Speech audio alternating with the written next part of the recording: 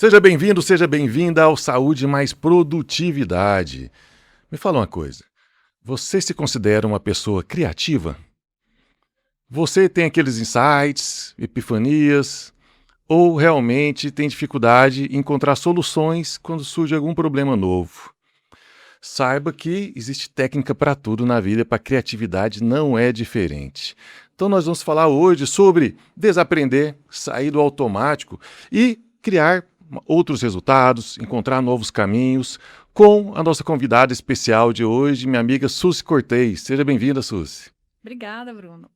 Ela que é publicitária, escritora, palestrante, CEO da Members Marketing. Ela tem experiência para a criação de grandes marcas, participação na estratégia de posicionamento de 168 lançamentos imobiliários no Brasil e autora do livro Criatividade Aditivada, que está aqui na minha mão. Desaprenda e crie novos caminhos. E por falar em livro, já convido vocês a conhecerem também o meu livro, Organizações Saudáveis, o Futuro do Trabalho e da Saúde Corporativa. Quiser saber mais a respeito, tem link aqui na descrição. Suzy, seja bem-vinda, que bom ter você aqui. Esse é um tema que ele é atemporal, né? Sempre que a gente entende de problema, a gente busca soluções. E como ter soluções criativas? Parece tão difícil isso. Eu sempre falo que a pressão da palavra criativa, a pressão da palavra criatividade. Você começou perguntando, né, quem se considera criativo? E por coincidência, essa é uma pergunta que eu utilizo sempre no começo das minhas palestras e dos meus treinamentos. E adivinha quantas pessoas, assim, em porcentagem, levantam a mão quando eu faço essa pergunta? Ah, menos de 10%, com certeza. Acertou. Ah, Menos de 10%. E olha que você não assistiu nenhuma palestra minha ainda. Normalmente é por aí, 10 até abaixo disso. Só que eu refaço a pergunta. Eu pergunto assim: "E aqui, por favor, levante a mão agora só quem já foi criança". E aí até hoje 99% da sala levantou, sempre tem o Benjamin Button lá do contra que não levanta a mão, mas todo mundo levanta a mão. E eu digo: "Então, vocês acabaram de dizer que vocês são criativos". Toda criança é criativa. Nós nascemos crianças, então a gente traz com a gente essa essência da criatividade. Só que a palavra "quem é criativo", ela parece até muito autoelogio. Eu penso muito que muita gente pensa: "Não, se eu falar que eu sou criativo, parece que eu estou me achando", como se fosse assim: "Ah, quem é que é perfeito?". E aí a gente: "Não, eu não sou". Mas a criatividade, ela é um atributo que é inerente a todos nós. Nós fomos criados como seres criativos. E aí, quando a gente pensa nessa pressão: "Se eu tenho que criar algo", como você falou, parece: "Nossa, é muito complicado, como é que eu vou criar algo original?". E aí é o que trava as pessoas, mas não é sobre isso, não é sobre a originalidade. você falou sobre criança. Criança é bom que o pensamento dela corre solto. Então, ela pinta o sol de marrom, a casa é verde, a grama é azul, a vaca está voando, as regras não se aplicam muito a ela e a criatividade flui. Quando a gente vai para a vida adulta, a gente é cercado de nãos. Uhum. Não pode isso, tem a limitação daquilo, tem que seguir essa determinada regra. Isso vai eliminando, ou pelo menos prendendo e travando nossa criatividade. Como é que faz para desbloquear? Perfeito, é exatamente isso. A chegada dos boletos, né, é o principal não que a gente adulto materializa na nossa vida, né. E aí a gente vai nesse caminho, né, de como é que eu vou fazer agora que eu não posso errar tanto. Como você falou bem, quando a gente é criança, a gente é muito livre, a criança pode pintar um sol de marrom e fazer uma vaca voadora. E aí ou ela vai trabalhar na Pixar e na Disney para continuar fazendo personagens vacas voadoras e tá tudo bem, ou ela tem que colocar a vaca na churrasqueira no máximo, né. E aí o que que acontece? A gente tem que continuar trazendo esse ambiente onde a criança pode ser livre. O que que é esse ambiente? É um ambiente onde o erro é aceitável. Então quando a gente pensa nas organizações, organizações saudáveis, em um aspecto que é o aspecto da inovação, é aquela organização onde o ambiente, não proíbe tanto o erro. É claro que a gente não vai chegar e falar: "Oi pessoal, hoje o que que a gente vai errar?". Talvez até pode ser, eu até oriento alguns mentorados meus a pensarem assim: "Hoje a gente vai errar, mas a gente vai errar pequeno, a gente vai ter um erro controlado". Mas o grande desafio, né, que nos bloqueia é pensar: "Eu vou ser punido", que é o que Sim. vai acontecendo com a criança. Conforme a criança vai crescendo, ela vai sendo mais punida pelos erros. Quando ela é pequenininha, qualquer coisinha que ela faz é fofo. Conforme ela vai crescendo, isso já diminui bastante.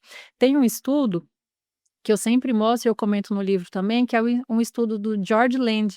Ele fez um estudo baseado no que a NASA considera como inteligência. E ele viu que quando uma criança tem ali até 2 anos de idade, é como se ela tivesse um tanque de combustível criativo que estivesse ali com 98%. Então imagina, com 98% do seu tanque abastecido, você vai longe. Só que quando ela chega a partir dos 25 anos de idade, mais ou menos na idade que a gente está hoje, né, a partir ali dos 25, Obrigado, obrigada. obrigado. A partir dos 25 anos de idade, esse combustível já foi para quanto? O que que você imagina aí? Você que é bom de chute. Ah, Bom não, já chute ou de já caiu conhecimento? Bruno, 50%. sai de 2%, sai de 98 para 2%. Poxa, Você consegue imaginar que você e eu temos apenas 2% do nosso combustível criativo em relação à infância? Só que interessante. é uma margem, né, então talvez eu, por exemplo, que eu trabalho com criatividade ativamente, talvez o meu não está em 2, está em 2,5 ou está em 3, mas a média do adulto a partir de 25 anos é 2%. E aí eu sempre falo: "Onde é que a gente começa o ano dizendo: 'Ah, o céu é o limite', mas será que dá para ir nesse limite tão longe com 2% de combustível?" É mais difícil, é É mais mais difícil. complicado. Então a gente tem que estar sempre alimentando essa criatividade para a gente se aproximar daquela criança criativa que está com aquele tanque de combustível tão cheio. Você falou sobre a tolerância aos erros. Eu tive em Israel visitando startups. Lá é conhecido como Startup Nation, né? Em alguns momentos, eles têm lá como política, quase que uma política pública, né? Um conceito deles, que numa rodada de negócios, eles fazem duas perguntas, né? Quantas empresas você fundou e quantas empresas você afundou? Porque no regime de startups, o erro é muito permitido. São modelos de negócio que te permitem lançar, errar, testar, volta, faz outro, e renova o processo. E nisso, o erro é mais do que tolerado, muitas vezes ele é estimulado. Para eles, uma sucessão de erros leva a acertos melhores. Né? Então, é um conceito novo e que todas as empresas podem trazer também para a sua filosofia de trabalho, né? Perfeito.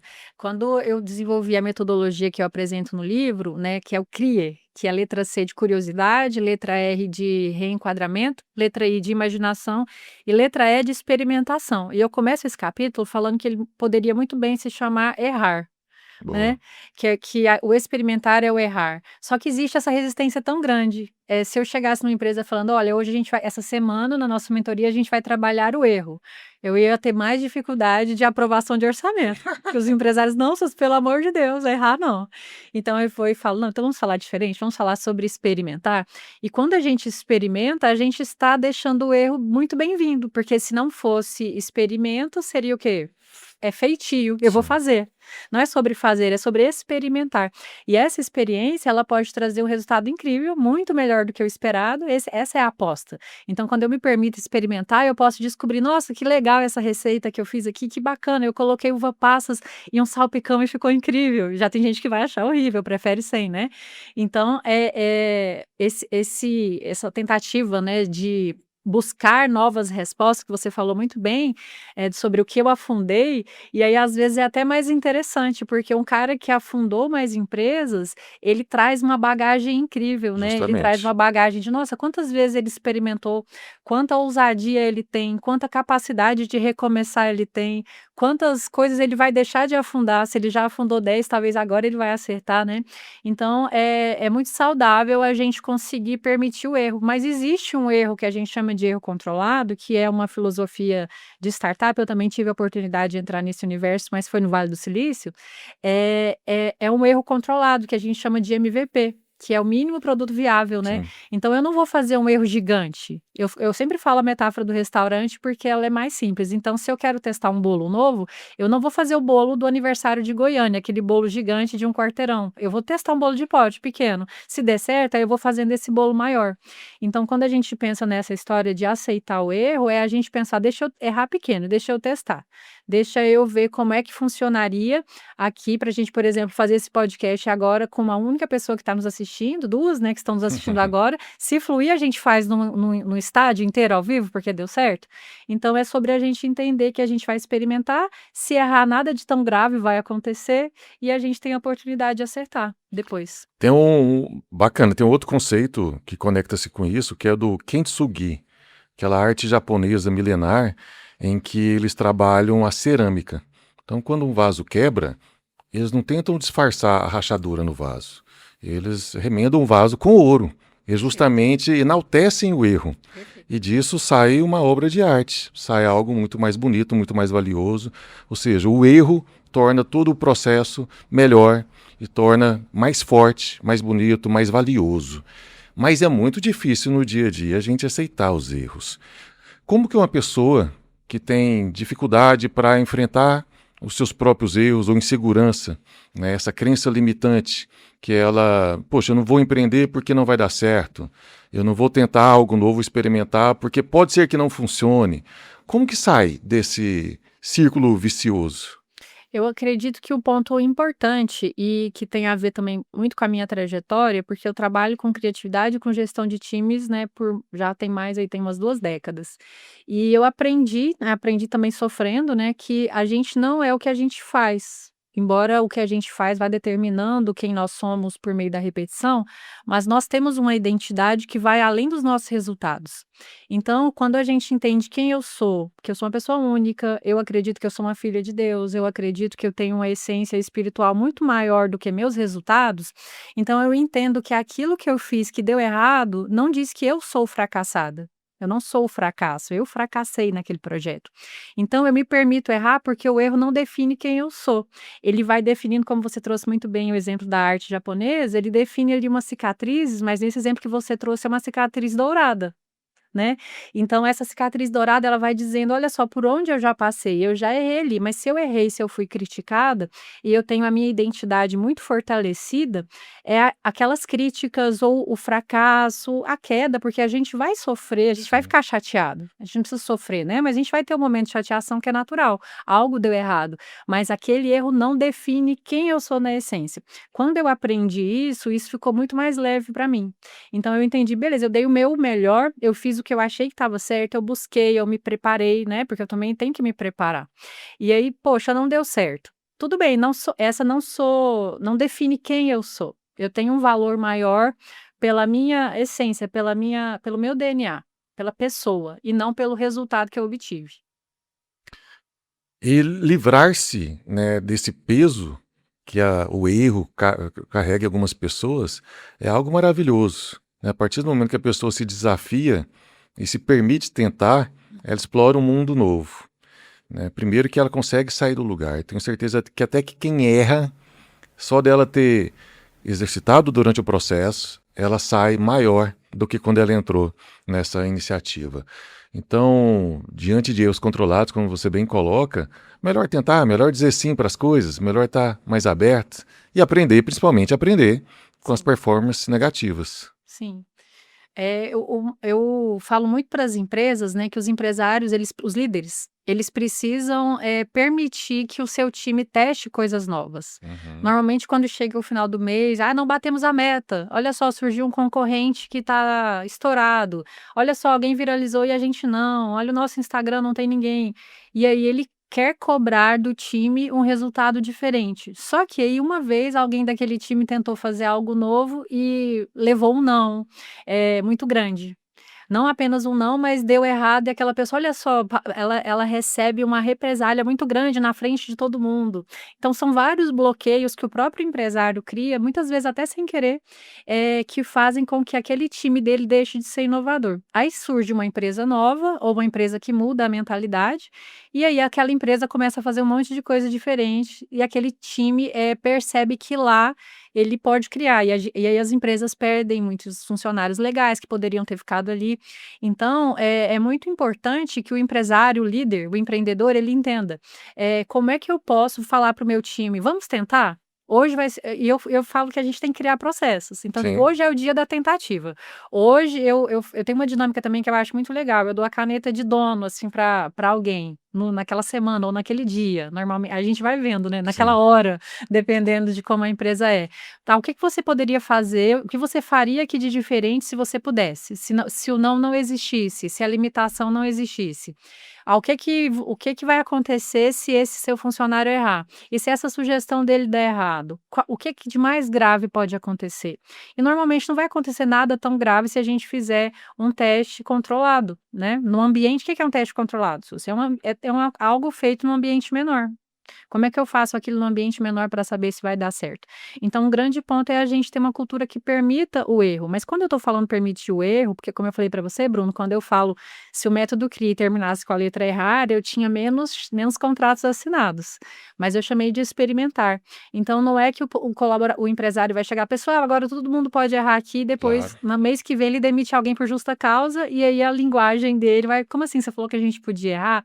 Não, vamos dizer, aqui a gente pode experimentar. Né, até pelo poder das palavras aí, a gente quer experimentar, a gente não quer errar, a gente quer experimentar. Quando a gente começa a andar de bicicleta, a gente não quer cair. "Ah, mamãe, deixa eu cair". Não, mamãe, deixa eu andar de bicicleta. Se eu cair, eu caí. Então a gente promove a cultura da experimentação. E aí, sabendo que eu estou experimentando, eu estou sujeito a dar super certo, a ser uma grande explosão, a ser a nova Apple do mercado, a ter um grande boom de resultados, mas eu também estou sujeito a ter um resultado negativo. E aí eu vou dar um próximo passo mais assertivo. As perguntas que você fez são fantásticas, né? Experimente aí. Você está em dúvida se deve tomar determinada decisão ou não, né? Pergunte-se: o que acontece de melhor se eu tomar essa decisão? O que acontece de pior se eu tomar essa decisão? E qual a consequência, né, de cada uma dessas ações? E também pergunte-se: e o que acontece de melhor se eu não tomar essa decisão? E o que acontece de pior se eu não tomar essa decisão? Também atribua pesos às consequências. Que aí você vai ver que fica muito mais claro, né? Fica muito mais tangível e palpável isso que você falou. As consequências das nossas escolhas, que muitas das vezes não são tão graves assim. 99% dos problemas que a gente tem que causam ansiedade estão só na nossa cabeça. Não se É. concretizam. É ou não é? Aí você é o especialista. O teu boleto vai ser pago, não tem jeito. Não precisa Mas parar é de mesmo. dormir por conta disso. Tem um ditado, vou citar dois então, hoje eu estou cheio dos ditados, né? Tem um ditado nordestino que fala assim, ó: se aveste não, amanhã tudo pode acontecer, inclusive nada. E já tem outro que é do budismo, que diz o seguinte, que a gente não deve se preocupar com os problemas. Porque se os problemas têm solução, para que se preocupar? Tem solução. E se não tiver solução, também não precisa se preocupar, porque não vai resolver mesmo. Né? Então isso dá um certo conforto, baixa ansiedade e nos possibilita tomar algumas decisões, como essas escolhas aí, para solucionar problemas de uma maneira nova, inovadora, criativa. Que você falou aí que a gente tem 2% de criatividade desse combustível, né?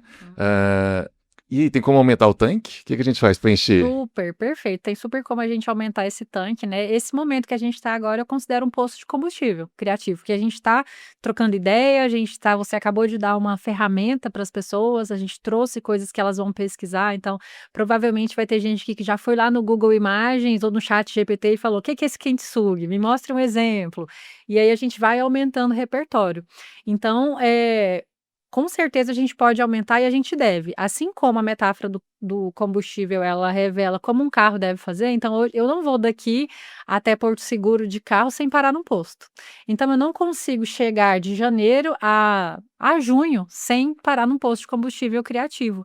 E aí a gente fica sempre buscando, né, os profissionais buscando expertises nas suas áreas, habilidades, os soft skills nas suas áreas específicas. Então, eu sou engenheira, eu vou fazer vários cursos de engenharia, ou então vou estudar IA agora, todo mundo quer estudar IA. Mas a gente precisa também estudar estudar sobre criatividade. E a criatividade, ela realmente não é algo que simplesmente eu vou ler um livro de criatividade. Eu posso sim ler um livro, inclusive fiz um livro, né? Recomendo, inclusive, mas é muito sobre prática. Então, Bruno, nesse livro meu, por exemplo, ele é um livro que ele já começa convidando a ação. Posso mostrar? Por favor, claro. Ele é um livro branco, com a capa em branco, e eu falo, por que ele está com a capa em branco? Porque eu não quis trazer uma imagem sobre criatividade que viesse de mim. Eu convido a cada um, ao final da leitura, criar sua própria capa. Mas o livro tá escrito, não é todo em branco, não. Aí eu fiz tudo em branco, porque eu quis economizar. Esse é engraçado. Seria, né? Uma boa ideia pro próximo. Mas tem várias páginas em branco, né? Que eu falo que é um playbook, porque tem vários exercícios. Sim. Então, tem exercícios como que eu falo assim, olha, bem simples, bem lúdico. Deite na grama hoje e olhe para as nuvens. Igual você fazia quando você era criança. E faça isso. E aí eu fico recebendo relatos de adultos falando, Su, você me fez parar de olhar pro celular e ficar olhando pro céu. E ficar imaginando coisas. Então, tem exercícios assim, como um também que eu adoro, que é você ir a um restaurante e você pedir pro garçom, me fala, eu olhei para ela. Você ir a um restaurante e falar assim, me vê, por favor, o prato menos pedido da casa. Quem tem coragem? Você tem coragem?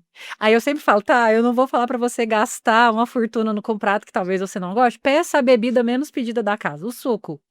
Mas eu já sou aquelas que já têm coragem, eu já falo assim, me dá o menos pedido. E às vezes o menos pedido não é ruim, porque o que tá no cardápio tem uma curadoria. Só que a gente chega lá e fala, qual é o mais pedido? Aí o garçom responde o de sempre e aquele mais pedido se torna o prato mais gostoso. Mas a gente tá simplesmente no piloto automático fazendo o que todo mundo faz. Então eu tenho 4 etapas, Bruno, que eu sempre falo que é como a gente faz esse abastecimento criativo. Posso falar? Por favor. Posso falar? Agora eu tô curioso. A primeira delas é a letra C, que é a curiosidade, que foi o que você acabou de alimentar. Mas é uma curiosidade que vai além da superfície. Por exemplo, hoje você fez quantas perguntas criativas, Bruno? Aqui você fez muitas, né? Só comigo aqui já foram algumas. Nem sei se foram criativas, mas eu vou prestar atenção nas dicas. Quando a gente fala de pergunta criativa, são aquelas perguntas que fazem o outro parar para pensar. Tá. Então você fez alguns aqui porque eu parei para pensar, embora a gente não tenha o tempo de parar, né? Foi respondendo meio de bate-pronto, mas não foram perguntas como: tudo bem? Tudo bom? Quantas horas? Então a gente faz pouquíssimas perguntas. Um adulto faz em média 20 perguntas por dia. É muito pouco. Só que essas perguntas que o adulto faz por dia, e foi Harvard que fez esse levantamento, está incluso. Tudo bem? Tá calor hoje, hein?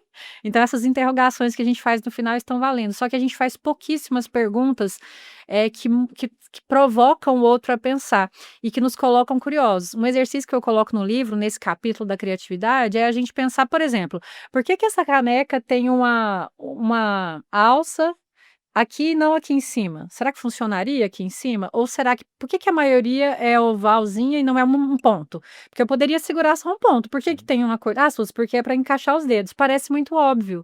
Mas será que a primeira caneca foi feita assim? Fica aí uma dica para você pesquisar, você que está assistindo a gente.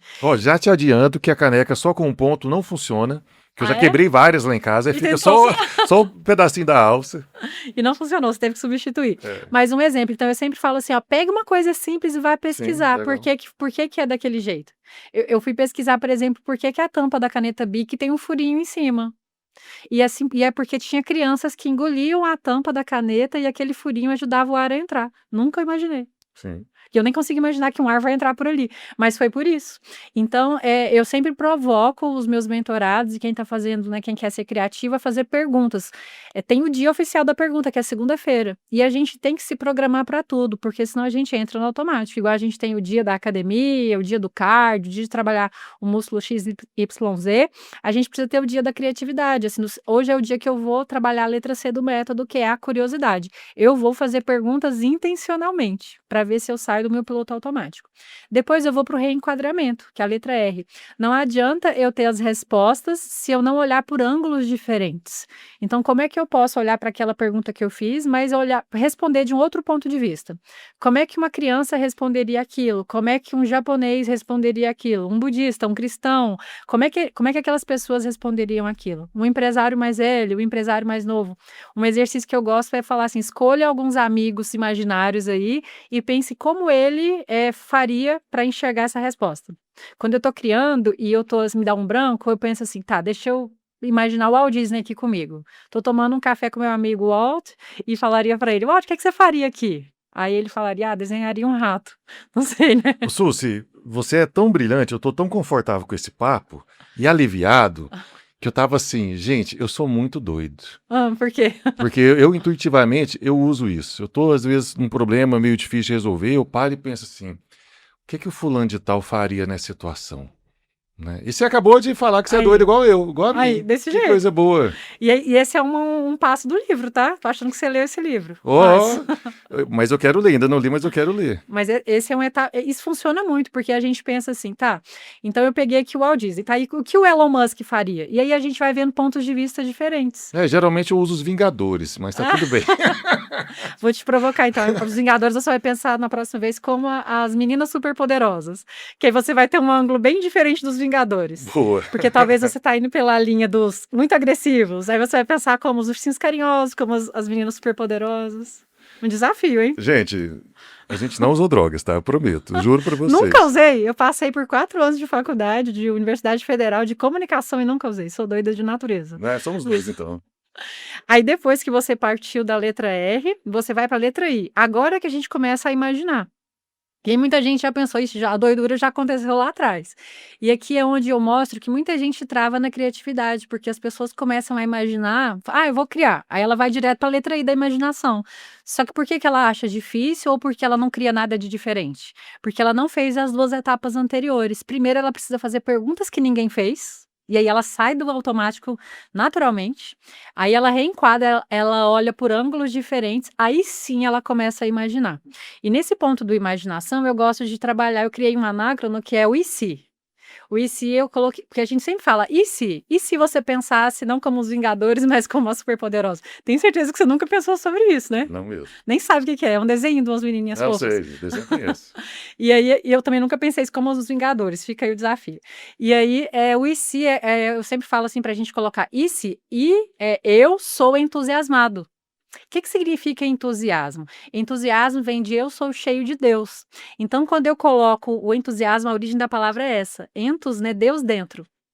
E aí, quando eu penso assim que eu sou cheio de Deus, significa que eu tenho todo o potencial criador do mundo. Então, quando eu começo a imaginar trazendo o "e se", eu sou entusiasmado, eu já me empolgo. Então se eu fizer isso, se eu fizer aquilo, eu já trago um olhar diferente, eu já trago uma empolgação diferente, e aí eu já quebro aquela trava da imaginação. Meu chefe não deixa, meu cliente não aprova, eu não tenho dinheiro, o Brasil, a guerra. Então, assim, a gente a gente trava a imaginação porque o nosso "e se" está muito vazio. Mas quando, pelo menos no momento criativo, eu entro no "eu sou entusiasmado", eu sou cheio desse potencial criador original, eu me permito fazer coisas diferentes. E aí eu vou pro capítulo do erro, né, que na verdade é a experimentação. Por quê? Porque aí eu fiz umas ideias muito mirabolantes aqui, igual você teve que falar: "Calma, não estamos com alucinógenos", mas eu entro para a experimentação, que é onde a gente vai para a prática. Então: "Suzy, sai desse mundo da imaginação". Tá bom, a gente vai para a prática. Aí eu começo a experimentar. E no livro eu dou algumas metodologias aplicáveis em grandes empresas e simples também para o dia a dia, de como a gente consegue colocar uma ideia em prática, testando pequeno, como eu te falei. O que que é a história do MVP, né? O mínimo produto viável, onde eu vou testar essa ideia mirabolante de um jeito menor, fazendo um teste pequeno aqui para ver se vai funcionar. E aí até trago no livro também um Canva, né, que a gente gosta muito, assim, uma folha ali no final onde eu vou preenchendo para eu desenvolver um raciocínio criativo do começo ao fim. Lembrando que a gente não consegue ter criatividade e imaginação se eu não faço perguntas diferentes no começo. Fazer perguntas é o que vai estimular o aumento do repertório e as conexões cruzadas entre os assuntos. Perfeito. E se a pessoa não tiver repertório sequer para fazer boas perguntas, tem essa prática? Isso, o que acontece? A maioria das pessoas está hoje com repertório muito escasso. Sim. E aí o que que hoje a gente precisa aumentar repertório. Como é que a gente faz para aumentar repertório? A gente precisa urgentemente aumentar repertório.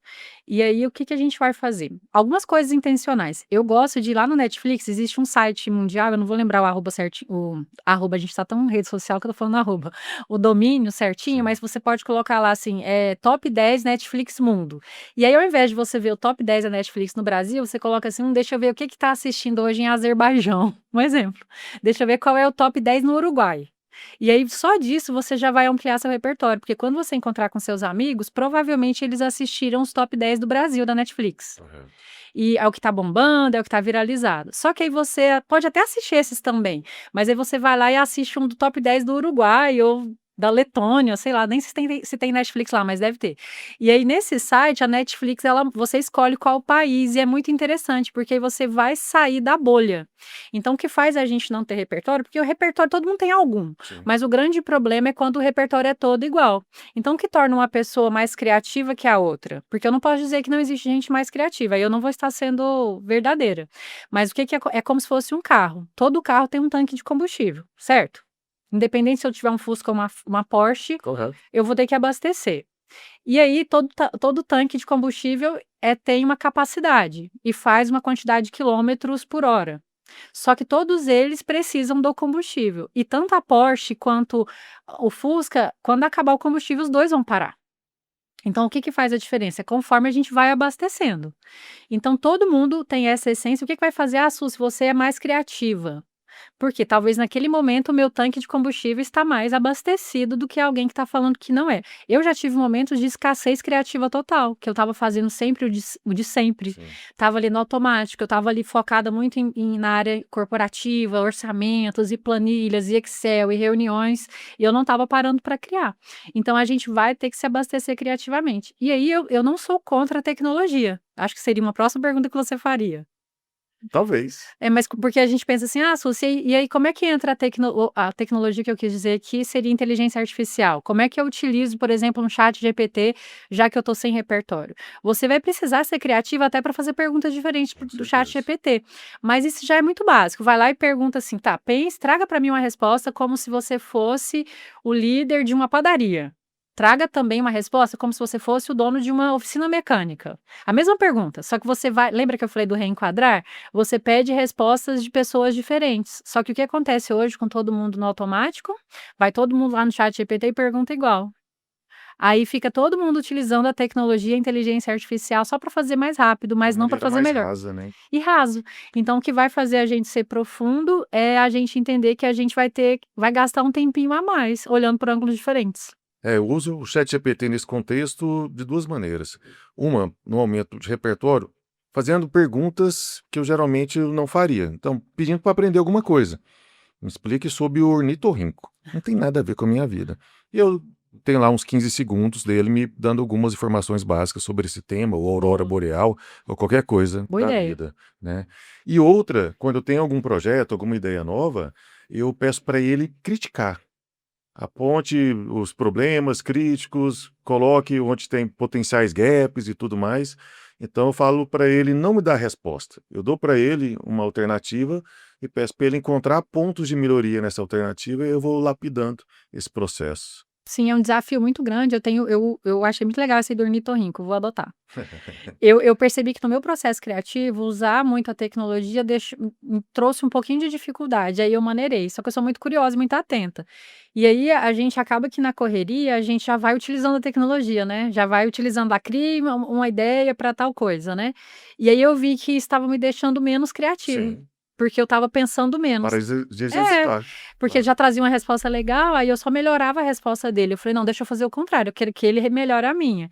Aí eu fiz um exercício comigo mesma, assim, de sempre eu começar a criar buscando no meu HD interno, então eu começo a criar ali sozinha, e aí depois eu utilizo, mas eu sempre utilizo.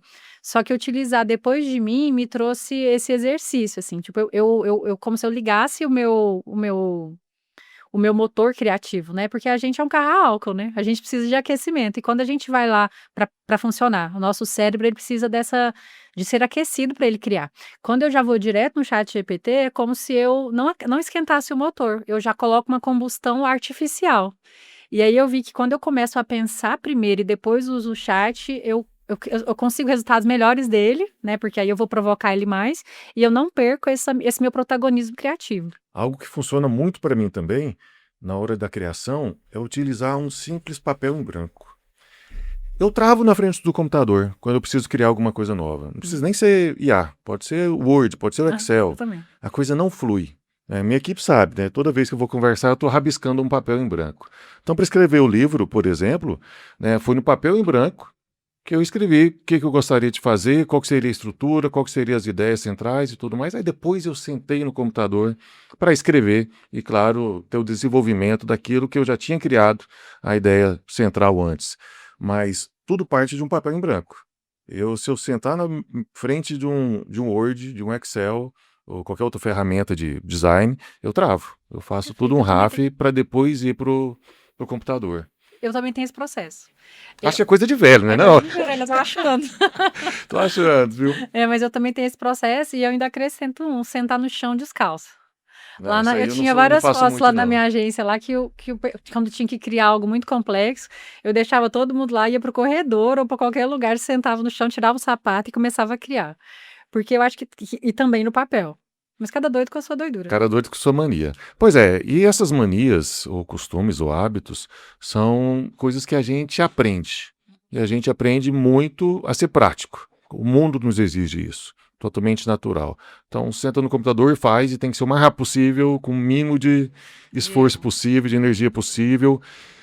Como que a gente trabalha para desaprender isso? Para conseguir justamente aprender situações novas?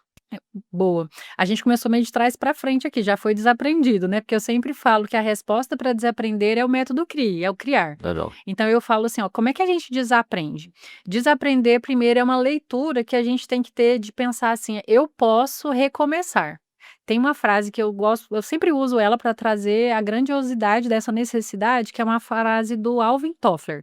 Ele é um futurólogo e ele fala assim que os analfabetos do século XXI vão ser aqueles que não tiverem a capacidade de aprender, desaprender e reaprender. Então, quando a gente tem esse olhar muito engessado, igual a gente, eu faço só no papel e vou fazer para sempre no papel. Não, olha só, a gente falou de chat GPT aqui, então a gente tem a nossa técnica, o que funciona pra gente, mas eu não vou chegar num cliente e vou apresentar para ele um projeto no papel escrito com a caneta Bic. Claro. Então, aí eu já utilizo a tecnologia que ele quer, como é que e que funciona e que é mais viável, né? E aí esse desaprender é a gente ter esse olhar que às vezes vai nos incomodar. Né? Ah, nossa, mas eu já fiz. Teve gente que já me falou isso, se eu custei a aprender, e aí você quer falar para mim desaprender. Eu já tive gestor que não aprovou meu orçamento e falou: Sus, eu tô o ano inteiro ensinando para esse time. Aí você vem aqui e quer falar para eles desaprenderem. Aí depois ele entende, né? E acaba dando certo. Mas o grande ponto para a gente desaprender é a gente saber, em primeiro lugar, é necessário. Então é igual quando você vai falar, pessoal, tem que fazer exercício. Sim. Né, tem que fazer, se você não quiser fazer, você vai morrer. É a mesma coisa. Então, o nosso cérebro, ele tem que desaprender. A gente primeiro tem que entender que isso é necessário. E aí, depois a gente vai entender, tá, como é que eu desaprendo? O principal ponto do desaprender é a gente começar pela letra C do método, que é a curiosidade. É o que que eu tenho feito sempre do mesmo jeito e que eu poderia fazer diferente hoje? Como é que eu posso fazer uma abordagem comercial diferente hoje? Como é que eu posso começar a reunião com o meu time de forma diferente hoje? E aí, como é que eu posso ir para o meu trabalho de um jeito diferente hoje? Aquela coisa besta de, vou pegar um caminho diferente. Sim. Do ponto de vista da neurociência, quando a gente vai fazer, só pelo fato de eu escovar os dentes com a mão oposta, eu não sou canhota, então eu uso a mão direita. Mas hoje eu vou usar, por exemplo, agora com a mão esquerda. Só aí meu cérebro já dá uma bugadinha. Ele fala, opa, deixa eu acionar alguns caminhos aqui que Estimula a estavam dormindo. neuroplasticidade e Isso. constrói novas trilhas neurais aí. Perfeito. Então, só que aí quando a gente está nessa mentalidade engessada, que é uma mentalidade que não é mentalidade de crescimento, né? A gente faz o quê? A gente quer fazer sempre do mesmo jeito. E aí o nosso cérebro está muito acostumadinho ali. Tanto é que quando a gente vai usar a nossa mão esquerda, para quem não é canhoto, a gente tem uma dificuldade, não flui tão naturalmente. Por exemplo, se eu vou beber água aqui, eu já tenho medo de derrubar o microfone. Já segurei com o dedo num lugar diferente, já venho aqui seguro. Por quê? Porque eu estou provocando o meu cérebro a fazer algo que não é comum. Então, dentro da criatividade, das organizações, das empresas, a gente tem que ter esse olhar de pensar: espera aí, o que que a gente está fazendo igual há um tempão que a gente pode mudar? A gente tem várias histórias que a gente vê, né? A Kodak, ela ficou apegada ao filme, a Blockbuster ficou apegada à locação de filmes. A gente tem várias histórias nesse sentido de empresas que demoraram muito para ouvir sobre inovação. E algo que me chamou muita atenção nessas histórias dessas empresas é que quando a gente vai aprofundar, teve um líder lá que tentou trazer a novidade e ele foi tolhido. E aí ele foi trabalhar no concorrente. Então, é muito sobre a gente pensar assim: "O que que eu vou fazer me permitir". Só que por que que a gente não consegue muito, Bruno? Porque a gente já entende assim: "Nossa, vai dar um trabalho, eu já faço assim, já dá certo". É a mesma coisa do caminho, eu já sei qual é o caminho que eu vou pegar para ir para o trabalho, que eu já sei que ali não tem trânsito, que eu já sei que ali dá certo, eu já sei que se eu correr em tal sinal vai estar verde, eu já sei de tudo. Eu já sei desviar do buraco, então eu vou sempre por aquele caminho. E aí eu perco a oportunidade de descobrir um IP amarelo lindo na rua de baixo e atrasar talvez 1 minuto a mais e acontecer uma coisa incrível e ver algo maravilhoso passando na minha frente, porque eu estou pensando, vou pelo caminho seguro que eu já conheço. Isso é fantástico, porque junto com o desaprender, acho que vem o desapegar. A gente é muito apegado nos nossos hábitos que estão enraizados. A gente falou de trilhas neurais que já formaram essas trilhas, mas a hora que a gente vê as oportunidades que a gente tem, a Perfeito, hora que a gente percebe que esse apego está nos limitando, perfeito, a gente pode abrir novos caminhos, acionar novas rotas. O mundo é grande demais, são 8 bilhões de pessoas no perfeito. mundo inteiro para você ficar insistindo, brigando com seu vizinho, sabe? Não faz o menor sentido, E é sempre né? pelos mesmos motivos, por que que não briga diferente? É, por nada, sabe? O teu emprego é muito bom, mas existem milhões de outras oportunidades, né? E assim com tudo na vida. Só que a gente gosta daquela zona de conforto, do que é mais próximo, do que é mais confortável, e tudo bem, né? A gente entende as pessoas que querem ficar ali, mas essas pessoas também abrem mão de serem pessoas novas, talvez melhores, talvez com novas possibilidades, talvez com novas oportunidades. E aí vai da escolha de cada um. Sim, Mas perfeito. possibilidade e oportunidade tem, desde que desapegue. É. Quando a gente fala de informação, então, gente, toda informação do mundo está aqui. O que você guardou na sua cabecinha, desculpa, não serve para nada. Serve, as conexões você faz com ela e como você usa. Mas, poxa, a informação está aqui. Então, para que você apegar, né, E em vai mudar daqui a conceitos pouco, né? antigos? Vai mudar como tudo na vida. Nossa. Eu que trabalho aqui com saúde, não aguento mais. O ovo faz bem, faz mal, faz bem, faz mal. Não, tô fora dessa, né? O novo sempre me encanta. Eu espero que encante mais pessoas também, porque a gente precisa, né, de pessoas novas, funções novas, cargos novos. O mundo que vem pela frente aí, o mundo do trabalho novo, não aceita a mesmice de hoje. E quem às vezes ficar apegado vai ficar obsoleto. Perfeito, é isso. E me conta agora, você que falou tudo sobre como ser criativa, como que você chegou no método CRIE? Eu cheguei nesse método a partir da minha trajetória inteira, né. Eu comecei como dona de agência de propaganda, sócia, né, sócia de uma agência de propaganda e eu era diretora de criação nessa agência. E aí nessa agência eu estive à frente dos projetos criativos para grandes marcas, e grandes times durante 13 anos. Depois que eu vendi a minha agência, eu fui prestar consultoria para as empresas, e aí eu apliquei ali um método empírico em um primeiro empresário, eu experimentei, eu falei assim: "Deixa eu criar com o seu time, ao invés de eu fazer o que eu fazia". Então eu desaprendi. Eu tinha um grande time, eu cheguei uma época que eu tinha 60 funcionários, e aí eu vendi essa agência, e aí eu estava sozinha como consultora. E aí eu falei assim: "Ah, eu posso muito bem chegar aqui e criar, ir para casa, ir para o escritório, criar e te apresentar, mas eu faço isso há 13 anos. Então deixa eu fazer diferente, deixa eu criar com o seu time, eu vou trazer a minha bagagem de diretora de criação, as minhas ferramentas, e eu vou, criar com o seu time". "Ah, Suzy, meu time não é criativo". E aí eu falei para ele: "Não, deixa eu te dizer, quando eu estava lá com os maiores criativos, alguns do país ou do estado, até gente de fora ao longo desses meus 13 anos, eu tinha o cara mais genial do mundo que já ganhou Leão em Cannes, que é uma premiação da publicidade, mas se ele não tivesse informações, ele não conseguia criar, que é o que a gente chama na publicidade de briefing. Então ele não se eu não levasse o máximo de informações para ele, ele não criaria. É a mesma coisa do chefe, olha eu de novo com mania de comida aqui. O chefe de cozinha lá, o mais incrível do mundo, eu pegar o Ian Baioc, vamos valorizar o nosso chefe goiano. Boa. "Ian, crie pra gente". "Suzy, mas cadê os ingredientes?". "Não, não, cria aí". "Ué, mas cadê os ingredientes?". "Nenhum". Ué, ele não vai criar. Então, aí eu partindo dessa tese de que eu tinha ali grandes chefes, mas que se eu não trouxesse para eles informações aprofundadas e diferentes, e ângulos por ângulos diferentes, esse meu time não criava nada, naturalmente, nem eu. E aí eu falei assim: "Vamos fazer uma coisa? O seu time tem todas as informações, não tem?". "Não, se eles sabem tudo". "E eu tenho as ferramentas". Então vamos juntar eu com as ferramentas e eles com as informações? Vamos. Aí deu super certo, foi Ah, uma que super legal. explosão. Aí eu ali cheguei na tese. A criatividade ela nasce do domínio do conteúdo, das informações. E aí, a partir daquele entendimento, eu vou conseguir agora fomentar o olhar por ângulos diferentes, que aí eu entrava lá agora com a letra R, estava todo mundo olhando para o mesmo lado, o vendedor falava que tinha que ser assim, o gerente falava que tinha que ser assado, só que todos eles tinham informações. Aí eu pegava e trazia o ângulo do reenquadramento. Aí eu falava: "E se?". Aí eu entrava já na imaginação. "E se? E se? Ah, Suzy, não pode". Aí eu vinha com o desaprender. Então eu fui aplicando na prática a essência de e aí todo mundo que está assistindo a gente aqui domina a sua área. Só que o que que acontece? Você não está sendo criativo, porque você está olhando para tudo de forma apegada, que foi o que você falou. Agora, se eu me proponho com esse tanto de informação que eu tenho, olhar para essas coisas com desapego, olhar com ângulos diferentes e trazendo um "e se", que me permitindo ir experimentando, aí eu consigo ter grandes ideias. E aí eu validei com esse processo e aplicado já em dezenas de empresas, que o criativo não é aquele cara que trabalha essencialmente com criatividade, mas é aquela pessoa que domina um assunto, ou vai dominar ou vai entender, ou domina a sua área, e ela está aberta a aplicar essas etapas que eu te falei aqui. Poxa, que bacana. E parabéns aí pela história. Sempre Obrigada. bonita a tua história.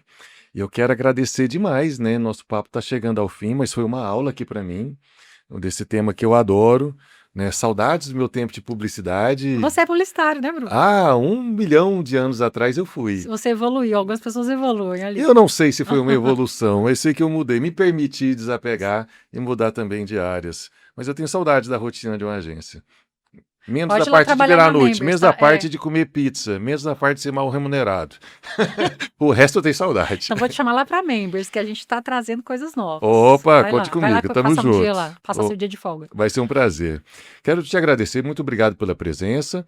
E já fala para o nosso pessoal onde que as pessoas te acham, onde que conseguem ter acesso ao seu livro. Olha, vamos me achar no Instagram, que é Sussy, é Sussy, Sussy com 3 S, acho que a gente vai estar aqui na legenda, na Sim, descrição, né. sim.